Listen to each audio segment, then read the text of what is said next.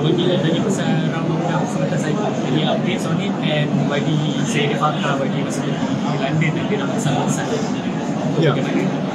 Dia ada beberapa perkara yang perlu kita lakukan segera. Pertama, seperti yang diumum oleh Yang Berhormat Perdana Menteri beberapa hari yang lalu, satu, undang-undang keselamatan cyber akan digubal. Saya difahamkan ia dalam peringkat pertengahan, dan setelah disiapkan ia akan dibawa ke Peguam Negara, Jabatan Peguam Negara untuk diteliti sebelum dibentang di Parlimen. Jangkaan saya mungkin menjelang hujung tahun kita akan dapat meneliti undang-undang tersebut di Parlimen. Masa yang sama, saya lihat ada keperluan untuk meminda Akta Perlindungan Data Peribadi, dan ini saya jangka seawal bulan Disember atau selewat bulan Mac. Ini penting kerana kebanyakan daripada insiden scammer berlaku dengan maklumat yang telah dicuri oleh pihak yang tidak bertanggungjawab akibat kebiasaannya sama ada kecuaian ataupun kelemahan keselamatan cyber oleh pihak yang mengendali ataupun menyimpan maupun memproses data peribadi. Jadi kita perlu lakukan beberapa perkara secara serentak. Saya juga mendapati bahawa Malaysia mungkin perlu bekerjasama erat dengan negara-negara di rantau ASEAN, Asia Tenggara, khususnya Singapura dan juga Thailand, untuk mungkin mengemukakan satu protokol mengenai data, termasuk apa yang disebut sebagai data sovereignty dan data portability, untuk memungkinkan dan membolehkan data yang dihasilkan di sebuah negara digunakan di negara-negara yang lain, terutama di rantau Asia Tenggara. Ini penting kerana Malaysia kini menjadi tumpuan bagi pusat pemprosesan data, tapi kebanyakan daripada aktiviti yang berlaku dalam pusat-pusat pemprosesan data ataupun apa yang disebut sebagai pengkomputeran awan ataupun cloud computing ini memerlukan dataset yang besar dan semestinya melibatkan data yang mungkin dihasilkan ataupun dijana yang diterbitkan dari negara yang berbeza. Oleh itu, saya lihat sekurang-kurangnya ada 3 perkara ini: Undang-Undang Keselamatan Cyber, Undang-Undang Pindaan Akta Perlindungan Data Peribadi, serta satu protokol di peringkat ASEAN mengenai data sharing dan data sovereignty dan data portability.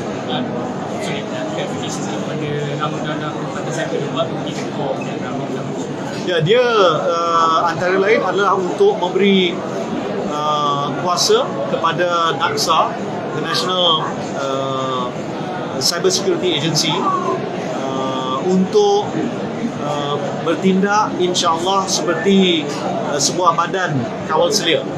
Pada waktu ini kita tidak ada badan kawal selia bagi keselamatan cyber, dan ini antara perkara yang menyukarkan terutama gerak kerja bagi pihak NACSA. Pada masa yang sama, badan-badan termasuk Cyber Security Malaysia perlu terus memainkan peranan yang sesuai manfaat dengan keperluan semasa. Saya lihat NACSA insya-Allah perumpamaan dia seperti Suruhanjaya Tenaga.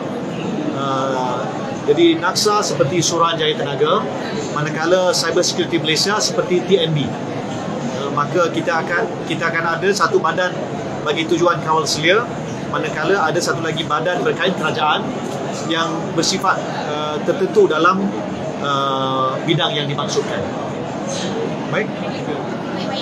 YB ada tekan saya buat speech tadi, bahan perkauman juga tak berlaku lagi satu konten. Jadi boleh jelaskan sikit lagi dengan kondisi yang apa?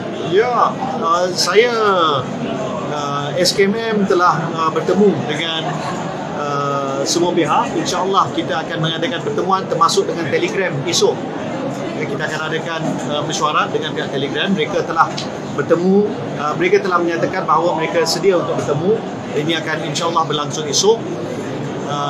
Tapi masa yang sama, platform-platform termasuk TikTok, Telegram, Facebook, Twitter dan sebagainya perlu faham bahawa bila kita teliti apa yang berlaku pada PRU yang lalu, Juga di mana-mana negara yang lain seperti di Amerika Syarikat, bila tiba masa untuk pilihan raya, maka banyak maklumat yang salah, yang palsu ataupun bersifat hasutan ataupun kacau ganggu sering diterbitkan.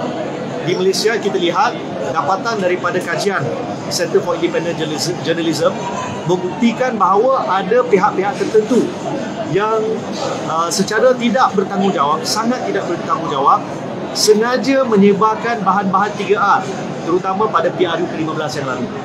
Ini tidak akan berlaku dan saya insya-Allah akan mengarahkan supaya SKMM mempertingkat usaha mengekang penularan bahan 3R dan sekiranya perlu tindakan yang lebih tegas akan kita ambil. Kita tidak mahu demokrasi disalahguna atas dasar kebebasan bersuara untuk pihak-pihak yang tidak bertanggungjawab ini mengulangi sikap mereka pada PRU yang lalu dengan menyebar bahan-bahan yang sangat merosakkan sama ada keharmonian maupun akidah rakyat Malaysia. Hentikanlah, dan saya bagi peringatan serta amaran kepada semua, jangan sesekali membuat sebaran bersifat 3R.